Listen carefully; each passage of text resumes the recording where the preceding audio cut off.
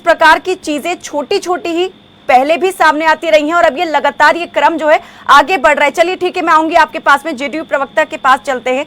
किशोर कुणाल हमारे साथ जुड़े हुए हैं। किशोर जी, क्या कहना चाहेंगे?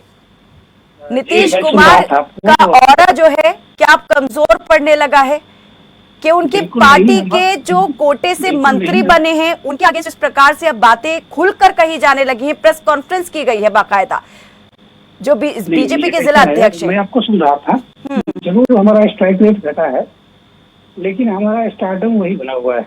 जो आ रही है मतभेद की बात, ये सामान्य है। और चूंकि हमारा 5 दलों का गठबंधन है, तो कई बार गठबंधन में दरार की खबरें आती है, लेकिन वास्तव में वो दरार नहीं होता है, एक मनभेद होता है, मतभेद होता है।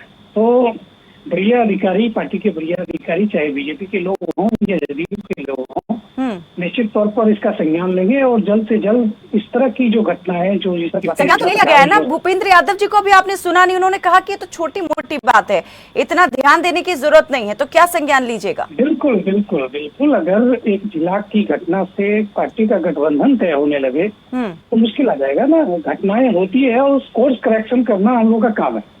अगर कोर्स करेक्शन करेंगे, हमारे जो भी लोग हैं, चाहे वो बीजेपी के हों, हम के हों, रालोपा के हों या फिर एलजेपी के हों, हम सब एक परिवार के, एक भाई के बराबर है। और कभी कुछ उलट फेर या ऊपर नीचे होता है तो उसको निश्चित तौर पे हम लोग सुधारने का प्रयास करेंगे और पूरा विश्वास है कि और इस तरह की घटनाएं पिछले गठबंधन में भी हम लोगों के साथ होती रही है। तो यह सामान्य सी राजनीतिक घटना है, इसको किसी गठबंधन के परिवेश में देखना उचित नहीं। इस बार नीतीश जो है चुनाव से पहले दल बदलने वाले हैं, चुनाव के बाद बदलने वाले हैं, ये भी सवाल है। और क्योंकि उनके सीएम फेस को लेकर भी अब संशय गहराता जा रहा है, तो कहीं ना कहीं क्या कोई तैयारी अब अपने बिहाफ पर भी कर रहे हैं नीतीश?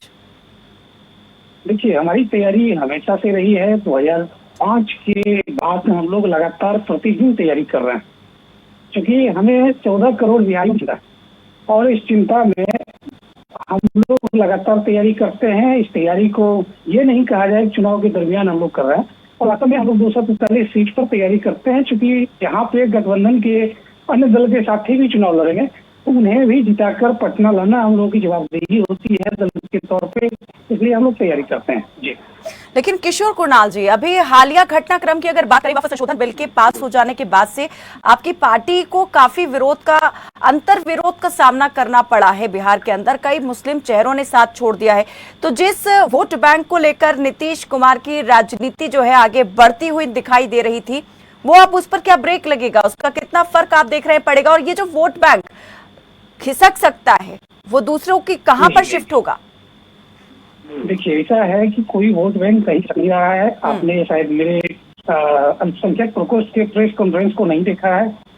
बजाते बिहार के जितने सीनियर लीडर्स थे मुस्लिम कम्युनिटी के, अल्पसंख्यक सर, वो तो होती है, वो पार्टी की तरफ से अपनी बात तो रखी जाएगी ना किसी प्लेटफॉर्म पर, लेकिन जिन लोगों ने पार्टी को छोड़ा है वो भी तो अहमियत रखाते हैं ना। पार्टी के साथ जुड़े हुए तो महत्व तो था, अब पार्टी से अलग हुए हो गए हैं, भले ही पार्टी के लिए महत्वहीन हो गए हों, लेकिन महत्व कितना वो रखते हैं जनता के बीच में, ये भी तो जरूरी है।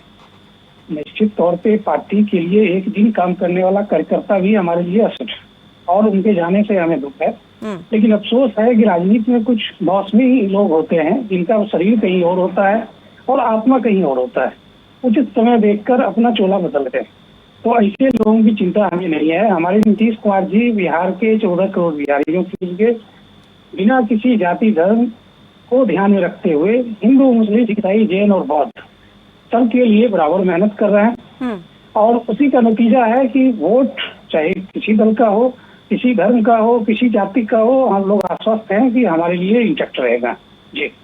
चलिए ठीक है, वो वाली बात हम करेंगे, लेकिन फिलहाल वापस मुद्दे पर आते हुए कि जिस प्रकार से अब मुखालफत की आवाजें उठना शुरू हो चुकी हैं बीजेपी की तरफ से, कभी जेडीयू की तरफ से कुछ ऐसा कर दिया जाता है जिसे लेके बीजेपी नाराज हो जाती है, अब बीजेपी की तरफ से कुछ ऐसा कर दिया गया है, जेडीयू भी थोड़ा यहाँ पर दिखा सकती है कि वो नाराज है।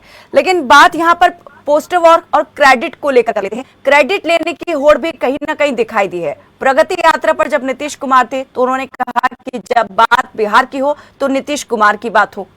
अब बीजेपी ने अपना एक कुछ वक्त पहले पोस्टर जारी किया जिससे नीतीश के चेहरे को ही गायब कर दिया है। देखिए, हर पार्टी का अपना एक एजेंडा होता है और गठबंधन होने के बाद वो अपने एजेंडा को छोड़ नहीं सकता है। बीजेपी हमारे साथ एक लंबे समय तक गठबंधन का हिस्सा रही है। बिहार के विकास में किए गए योगदान को जनता के बीच ले जाना चाहती है। मुझे लगता है इससे हमारे दल को कोई तकलीफ नहीं है, लेकिन बिहार का बच्चा बच्चा जानता है। लेकिन जो बीजेपी के जिला अध्यक्ष हैं दिवाकर सिंह, उन्हें तो तकलीफ हो गई है ना। उन्होंने कहा कि निबंधन कार्यालय का उद्घाटन हुआ, भाई हमें तो पूरी तरह दरकिनार कर दिया गया, जबकि एनडीए का अच्छा खासा वहां पर आप देखते हैं कि लोग मौजूद हैं, कार्यकर्ताओं की वहां पर सक्रियता देखी जाती है। बावजूद इसके ना तो किसी बीजेपी के नेता को वहां बुलाया गया, ना ही किसी कार्यकर्ता को आमंत्रित किया गया। देखिए, इस तरह के एक सरकारी कार्यक्रम में किसी दल को आमंत्रण नहीं जाता है, पहली बात। दूसरी बात, पोस्टर, वो तो पोस्टर को लेके भी तो कंप्लेंट कर रहे हैं ना कि पोस्टर से भी नाम लिखा जा सकता था, लेकिन वहां से भी नाम गायब कर दिया गया।